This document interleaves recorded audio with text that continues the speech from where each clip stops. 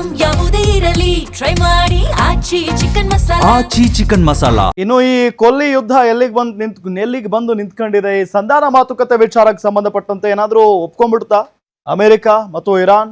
ಇದು ಗಮನಿಸ್ತಾ ಹೋಗೋಣ. ಅಮೆರಿಕಕ್ಕೆ ಮತ್ತೆ ವಾರ್ನಿಂಗ್ ಕೊಡ್ತಾ ಇರಾನ್ ಅನ್ನೋ ಪ್ರಶ್ನೆ ಈಗ ಸಹಜವಾಗಿ ಮೂಡ್ತಾ ಇದೆ. ಹರ್ಮೂಜ್ ಜಲಸಂಧಿ ವಿಚಾರದಲ್ಲಿ ದೊಡ್ಡ ವಾರ್ನಿಂಗ್ ಅನ್ನ ಕೊಟ್ಟಿದೆ ಇರಾನ್. ಹರ್ಮೂಜ್ ಜಲಸಂಧಿ ಬಿಟ್ಟು ಕೊಡುವ ಪ್ರಶ್ನೆಯೇ ಇಲ್ಲ. ಅಮೆರಿಕದ ಪ್ರಮುಖ ಷರತ್ತುಗಳಲ್ಲಿ ಹರ್ಮೂಜ್ ಜಲಸಂಧಿ ವಿಚಾರ ಇತ್ತು. ಹರ್ಮೂಜ್ ಜಲಸಂಧಿಯನ್ನ ಮುಕ್ತ ಮಾಡಬೇಕು ಅನ್ನೋ ಒಂದು ಷರತ್ತು ಇತ್ತು. ಆದ್ರೆ ಆ ವಿಚಾರಕ್ಕೆ ಯಾವುದೇ ಕಾರಣಕ್ಕೂ ನಾವು ಬಗ್ಗಲ್ಲ, ಹರ್ಮೂಜ್ ಬಿಟ್ಟು ಕೊಡುವ ಪ್ರಶ್ನೆಯೇ ಇಲ್ಲ ಅನ್ನೋ ನಿಟ್ಟಿನಲ್ಲಿ ಇರಾನ್ ಹೇಳ್ತಾ ಇದೆ. ಹರ್ಮೂಜ್ ಜಲಸಂಧಿ ಸಂಪೂರ್ಣವಾಗಿ ನಮ್ಮ ಹಿಡಿತದಲ್ಲಿದೆ, ನಮ್ಮ ಹಿಡಿತದಲ್ಲೇ ಇರುತ್ತೆ. ಹರ್ಮೂಜ್ ಜಲಸಂಧಿ ವಿಚಾರದಲ್ಲಿ ಯಾವುದೇ ರೀತಿಯಾದಂತಹ ರಾಜಿ ಇಲ್ಲ. ಇರಾನ್ ಸಂಸತ್ ಸ್ಪೀಕರ್ ಹಾಜಿ ಬಬಾಯಿ ಮತ್ತೆ ಎಚ್ಚರಿಕೆಯನ್ನ ಕೊಟ್ಟಿದ್ದಾರೆ. ಹರ್ಮೂಜ್ ಜಲಸಂಧಿಯಲ್ಲಿ ಸಾಗುವ ಹಡಗುಗಳ ನಿಯಂತ್ರಣ ಭಾರತ ಸೇರಿದಂತೆ ಮಿತ್ರ ರಾಷ್ಟ್ರಗಳ ಹಡಗಿಗೆ ಮಾತ್ರ ಅವಕಾಶವನ್ನ ಮಾಡಿಕೊಡ್ತೇವೆ. ಅಮೆರಿಕ ಮತ್ತು ಇಸ್ರೇಲ್ ಮಿತ್ರ ರಾಷ್ಟ್ರಗಳಿಗೆ ನೋ ಎಂಟ್ರಿ ಅಂತ ಇರಾನ್ ಹೇಳ್ತಾ ಇದೆ. ಈ ಹಿನ್ನೆಲೆಯಲ್ಲಿ ಹರ್ಮೂಜ್ ಮುಕ್ತಗೊಳಿಸೋದಕ್ಕೆ ಇರಾನ್ಗೆ ಅಮೆರಿಕ ಒತ್ತಡವನ್ನ ಹೇರ್ತಾ ಇದೆ. ಹರ್ಮೂಜ್ ವಿಚಾರದಲ್ಲಿ ಅಮೆರಿಕ ಒತ್ತಡಕ್ಕೆ ಇರಾನ್ ಮಾತ್ರ ಕ್ಯಾರೆ ಅಂತ ಇಲ್ಲ. ಪಾಕಿಸ್ತಾನದ ಮಧ್ಯಸ್ಥಿಕೆಯಲ್ಲಿ ಸಂಧಾನ ಮಾತುಕತೆ ನಡೀತಾ ಇದೆ. ಪಾಕಿಸ್ತಾನದಲ್ಲಿ ನಿನ್ನೆ ನಡೀತು, ಇವತ್ತು ಕೂಡ ಎಲ್ಲ ಒಂದ್ ಕಡೆ ಒಂದು ಒಪ್ಪಂದಕ್ಕೆ ಬರ್ತವೆ ಎರಡು ರಾಷ್ಟ್ರಗಳು ಅಂತ ಹೇಳಿ ಅಂದ್ಕೊಂಡಿತ್ತು ಇಡೀ ಜಗತ್ತು. ಬಟ್ ಅದು ಸುಲಭ ಅಂತೂ ಅಲ್ವೇ ಅಲ್ಲ. ಯಾಕೆ ಅಂತ ಅಂದ್ರೆ ಹಲವು ರೀತಿಯಾದಂತ ಷರತ್ತುಗಳನ್ನ ಪರಸ್ಪರ ಎರಡು ರಾಷ್ಟ್ರಗಳು ವಿಧಿಸಿಕೊಂಡಿದ್ದಾವೆ, ಷರತ್ತುಗಳನ್ನು ಹಾಕಿದ್ದಾವೆ. ಇರಾನ್ಗೆ ಅಮೆರಿಕ, ಅಮೆರಿಕಾಗೆ ಇರಾನ್. ಇಲ್ಲಿ ಇರಾನ್ ಏನು ಷರತ್ತನ್ನ ಹಾಕಿದ್ಯೋ ಒಂದೇ ಒಂದು ಷರತ್ತನ್ನ ಅಮೆರಿಕ ಒಪ್ಕೊಂಡ್ರು ಕೂಡ ಏನೋ ಒಂದ್ ಕಡೆ ಅಮೆರಿಕ ಸೋತಂತೆ ಯುದ್ಧದಲ್ಲಿ ಅಂತ ಹೇಳಿ ಅಂದಾಜಿಸಲಾಗ್ತಾ ಇದೆ ಅಥವಾ ವ್ಯಾಖ್ಯಾನಿಸಲಾಗ್ತಾ ಇದೆ. ಸೊ ಹಾಗಾಗಿ ಇರಾನ್ನ ಯಾವೊಂದು ಷರತ್ತುಗಳಿಗೂ ಕೂಡ ಅಮೆರಿಕ ಒಪ್ಕೊಳ್ಳುವಂತ ಲಕ್ಷಣಗಳಂತೂ ಇಲ್ಲ. ಇದೆಲ್ಲದರ ಜೊತೆಗೆ ಈ ಹಾರ್ಮೂಜ್ ಜಲಸಂಧಿ ಇದೆಯಲ್ಲ, ಈ ವಿಚಾರಕ್ಕೆ ಸಂಬಂಧಪಟ್ಟಂತೆ ಅಮೆರಿಕ ಬಹಳ ಸೀರಿಯಸ್ ಆಗಿದೆ. ಯಾಕೆಂತ ಅಂದ್ರೆ ಈ ಹಾರ್ಮೂಜ್ ಜಲಸಂಧಿಯನ್ನ ಯಾವ ರೀತಿಯಾಗಿ ಹಿಡಿದಿಟ್ಕೊಂಡಿದೆ ಅಂತ ಅಂದ್ರೆ ಇರಾನ್ ಒಂದೇ ಒಂದು ಹಡಗನ್ನು ಕೂಡ ಅಲ್ಲಿಂದ ಬಿಡ್ತಾ ಇಲ್ಲ.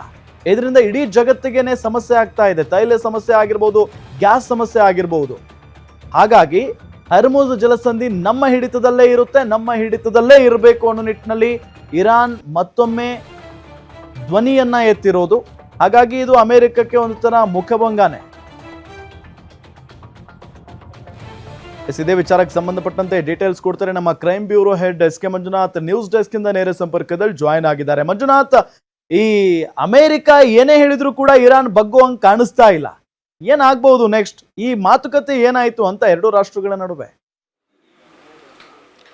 ರಾಮ್, ಏನು ನಿನ್ನೆ ಶುರುವಾದಂಥ ಇಸ್ಲಾಮಾಬಾದ್ನ ಒಂದು ಖಾಸಗಿ ಹೋಟೆಲ್ನಲ್ಲಿ ಆರಂಭವಾಗಿರ್ತಕ್ಕಂಥ ಒಂದು ಸಂಧಾನ ಸಭೆ ಇಲ್ಲಿವರೆಗೂ ಯಾವುದೇ ರೀತಿಯಂಥ ಒಂದು ಸ್ಪಷ್ಟತೆಯ ಅಂತಿಮವನ್ನು ಕಂಡಿಲ್ಲ. ಆದರೆ ಇಲ್ಲಿ ಕಂಡೀಷನ್ಸ್ಗಳ ಮೇಲೆ ಕಂಡೀಷನ್ ಹಾಕಿರ್ತಕ್ಕಂಥ ಇರಾನು ಮತ್ತೊಮ್ಮೆ ಅಮೆರಿಕಾಗೆ ಒಂದು ಖಡಕ್ ವಾರ್ನಿಂಗನ್ನು ಸಹ ಕೊಟ್ಟಿರ್ತಕ್ಕಂಥದ್ದು. ಅದು ಹರ್ಮೂಜ್ ಜಲಸಂಧಿ ವಿಚಾರದಲ್ಲಿ ಬಂದರೆ ನಾವು ಯಾವುದೇ ಕಾರಣಕ್ಕೂ ಹರ್ಮೂಜ್ ಜಲಸಂಧಿಯನ್ನು ಬಿಟ್ಕೊಡೋದಿಲ್ಲ, ಅದರ ಮೇಲೆ ಇರ್ತಕ್ಕಂಥ ನಿಯಂತ್ರಣವನ್ನು ನಾವೇ ಹೊಂದಿರ್ತೇವೆ ಅಂತಕ್ಕಂಥ ಒಂದು ಹೇಳಿಕೆಯನ್ನು ಕೊಟ್ಟಿದ್ದಾರೆ. ಆ ಹೇಳಿಕೆ ಕೊಡೋ ಮುಖಾಂತರ ಏನು ಅಮೆರಿಕಾಗೆ ಒಂದು ಎಚ್ಚರಿಕೆಯನ್ನು ಸಹ ರವಾನೆ ಮಾಡಿರ್ತಕ್ಕಂಥದ್ದು. ಇಲ್ಲಿ ನಿನ್ನೆಯಿಂದ ನಡೀತಕ್ಕಂಥ ಸಂಧಾನ ಸಭೆಯಲ್ಲಿ ಅಮೆರಿಕದ ಟ್ರಂಪ್ ಒಂದು ನೇತೃತ್ವದ ಒಂದು ನಿಯೋಗ ಅಮೆರಿಕದ ಉಪಾಧ್ಯಕ್ಷರಲ್ಲಿ ಭಾಗಿಯಾಗಿದ್ದಾರೆ. ಜೊತೆಗೆ ಇರಾನ್ನ ನಿಯೋಗ ಸಹ ಭಾಗಿಯಾಗಿರ್ತಕ್ಕಂಥದ್ದು. ಮತ್ತೊಂದು ಕಡೆ ಪಾಕಿಸ್ತಾನದ ಸೇನಾ ಮುಖ್ಯಸ್ಥರು ಸೇರಿದಂತೆ ಏನು ಅಲ್ಲಿನ ಒಂದು ಮಧ್ಯಸ್ಥಿಕೆ ವಹಿಸೋದಕ್ಕೆ ಮಧ್ಯವರ್ತಿಗಳು ಸಹ ಅಲ್ಲಿ ಆ ಹೋಟೆಲ್ನಲ್ಲಿ ಶಾಂತಿ ಸಭೆಯನ್ನು ನಡೆಸ್ತಾ ಇದ್ದಾರೆ.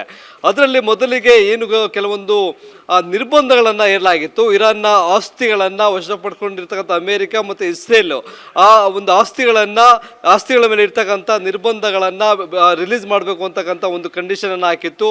ಅದರ ನಂತರ ಈಗ ಏನು ಒಂದು ಯುದ್ಧ ನಡೀತು ಅದರಲ್ಲಾಗಿರ್ತಕ್ಕಂಥ ನಷ್ಟವನ್ನು ಭರಿಸಿಕೊಡಬೇಕು ಅಂತಕ್ಕಂಥ ಒಂದು ಕಂಡೀಷನನ್ನು ಹಾಕಿತ್ತು. ಆದರೆ ಅದ್ಯಾವುದಕ್ಕೂ ಸಹ ಅಮೆರಿಕ ಆಗಲಿ ಅಥವಾ ಇಸ್ರೇಲ್ ಕಡೆಯಿಂದ ಆಗಲಿ ಯಾವುದೇ ರೀತಿಯಾದಂಥ ಗ್ರೀನ್ ಸಿಗ್ನಲ್ ಸಿಕ್ಕಿಲ್ಲ. ಅವರ ಉದ್ದೇಶ ಇರ್ತಕ್ಕಂಥದ್ದು ಏನು ಈಗ ಒಂದು ಹರ್ಮೂಜ್ ಜಲಸಂಧಿಯಲ್ಲಿ ಕೇವಲ ಮಿತ್ರ ರಾಷ್ಟ್ರಗಳಾದಂಥ ಭಾರತ ಸೇರಿದಂತೆ ಬೇರೆ ಬೇರೆ ರಾಷ್ಟ್ರಗಳಿಗೆ ಮಾತ್ರ ಅಲ್ಲಿ ಹಡಗುಗಳ ಸಂಚಾರಕ್ಕೆ ಅವಕಾಶ ಮಾಡಿಕೊಳ್ಳಲಾಗಿದೆ. ಅದನ್ನು ಹೊರತುಪಡಿಸಿದರೆ ಇಸ್ರೇಲ್ ಆಗಿರ್ಬೋದು ಅಥವಾ ಅಮೆರಿಕದ ಮಿತ್ರ ರಾಷ್ಟ್ರಗಳಿಗೆ ಯಾವುದೇ ರೀತಿಯಾದಂಥ ಹಡಗುಗಳ ಸಂಚಾರಕ್ಕೆ ಇರಾನ್ ಅವಕಾಶವನ್ನು ಮಾಡಿಕೊಟ್ಟಿಲ್ಲ. ಹೀಗಾಗಿ ಆ ಭಾಗದಲ್ಲಿ ಯಾಕಂದರೆ ಇಲ್ಲಿ ಸಂಧಾನ ಸಭೆ ಯಾವುದೇ ರೀತಿಯಾದಂಥ ಒಂದು ಸಫಲ ಕಾಣದಂಥ ಹಿನ್ನೆಲೆಯಲ್ಲಿ, ಸ್ಪಷ್ಟತೆ ಕಾಣದಂಥ ಹಿನ್ನೆಲೆಯಲ್ಲಿ ಈಗ ಯುದ್ಧ ಮತ್ತೆ ಕದನ ವಿರಾಮ ಏನಿದೆ ಅದನ್ನು ಅಂತ್ಯಗೊಳಿಸಿ ಯುದ್ಧ ಮುಂದುವರಿಯುತ್ತೆ ಅನ್ನೋ ಒಂದು ಭೀತಿ ಶುರು ಆಗಿದೆ. ಈಗಾಗಲೇ ಹರ್ಮುಜ್ ಜಲಸಂಧಿಯನ್ನು ಅದರ ಮೇಲೆ ದಾಳಿ ಮಾಡಿ ಅಲ್ಲಿರ್ತಕ್ಕಂಥ ಒಂದು ಇರಾನ್ನ ಹಿಡಿತವನ್ನು ತಮ್ಮ ವಶಕ್ಕೆ ಪಡೆದುಕೊಳ್ಬೇಕು ಅನ್ನೋದು ಈಗ ಅಮೆರಿಕದ ಉದ್ದೇಶ ಆಗಿದೆ. ಅದು ಒಂದು ತೀರ್ಮಾನವನ್ನು ತೆಗೆದುಕೊಳ್ತಾರೆ ಅಂತಕ್ಕಂಥ ಒಂದು ಮಾಹಿತಿ ಲಭ್ಯವಾಗಿರ್ತಕ್ಕಂಥ ಹಿನ್ನೆಲೆಯಲ್ಲಿ ಈಗ ಮತ್ತೆ ಯುದ್ಧದ ಕಾರ್ಮೋಡ ಆ ಭಾಗದಲ್ಲಿ ಕಂಡು ಬರುತ್ತೆ ಅಂತಕ್ಕಂಥದ್ದು. ಮತ್ತು ಇನ್ನೊಂದು ಕಡೆ ಇರಾನ್ ಏನು ಒಂದು ಯುದ್ಧದ ವಾತಾವರಣ ಇರ್ಬೋದು ಅಥವಾ ನಿರ್ಬಂಧಗಳನ್ನು ಜೊತೆಗೆ ಲೆಬನಾನ್ ಮೇಲೆ ಇರ್ತಕ್ಕಂಥ ಕೆಲವೊಂದು ಹಿಡಿತಗಳನ್ನೆಲ್ಲವನ್ನೂ ಸಹ ಸಡಿಲಗೊಳಿಸಬೇಕು ಅಂತಕ್ಕಂಥ ಡಿಮ್ಯಾಂಡ್ ಏನು ಮಾಡಿತ್ತು, ಅದ್ಯಾವುದು ಸಹ ಇಲ್ಲಿವರೆಗೂ ಒಂದು ಸ್ಪಷ್ಟವಾದಂಥ ಅಂತ್ಯವನ್ನು ಕಾಣ್ತಾ ಇಲ್ಲ. ಇನ್ನೂ ಸಂಧಾನ ಸಭೆ ಮುಂದುವರಿಯುತ್ತಾ ಅದರಲ್ಲಿ ಏನು ಫೈನಲ್ ಆಗುತ್ತೆ ಅನ್ನೋದನ್ನು ನೋಡಬೇಕಾಗುತ್ತೆ. ಆದರೆ ಈಗ ನಡೀತಕ್ಕಂಥ ಬೆಳವಣಿಗೆಗಳಲ್ಲಿ ಏನು ಪಾಕಿಸ್ತಾನ ಮಧ್ಯಸ್ಥಿಕೆ ವಹಿಸಿತ್ತು ಆ ಸಂದರ್ಭದಲ್ಲಿ ಯಾವುದೇ ರೀತಿಯಂಥ ಸಂಧಾನ ನಡೆದಿಲ್ಲ. ಇರಾನ್ ಹಾಕಿರ್ತಕ್ಕಂಥ ಕಂಡೀಷನ್ಗಳಿಗೆ ಅಮೆರಿಕ ಒಪ್ಕೊಳ್ತಾ ಇಲ್ಲ. ಹಾಗಾಗಿ ಹರ್ಮುಜ್ ಜಲಮಾರ್ಗ ಏನಿದೆ ಅದನ್ನು ತಮ್ಮ ವಶಕ್ಕೆ ಪಡೆದುಕೊಳ್ಬೇಕು ಅನ್ನೋ ನಿಟ್ಟಿನಲ್ಲಿ ಈಗ ಅಮೆರಿಕ ಒಂದು ಪ್ಲ್ಯಾನನ್ನು ಮಾಡ್ತಾ ಇದೆ. ಆ ಪ್ಲ್ಯಾನ್ ಪ್ರಕಾರ ಏನಾದರೂ ಮುಂದಿನ ಹೆಜ್ಜೆಯನ್ನು ಇಟ್ಟರೆ ಬಹಳ ಒಂದು ಘೋರವಾದಂಥ ಯುದ್ಧ ನಡೆಯುತ್ತೆ ಅನ್ನೋದು ಮಾಹಿತಿ ಲಭ್ಯವಾಗ್ತಾ ಇರ್ತಕ್ಕಂಥದ್ದು. Ram, okay, thank you Manjunath ತಮ್ಮೆಲ್ಲ ಮಾಹಿತಿಗಾಗಿ.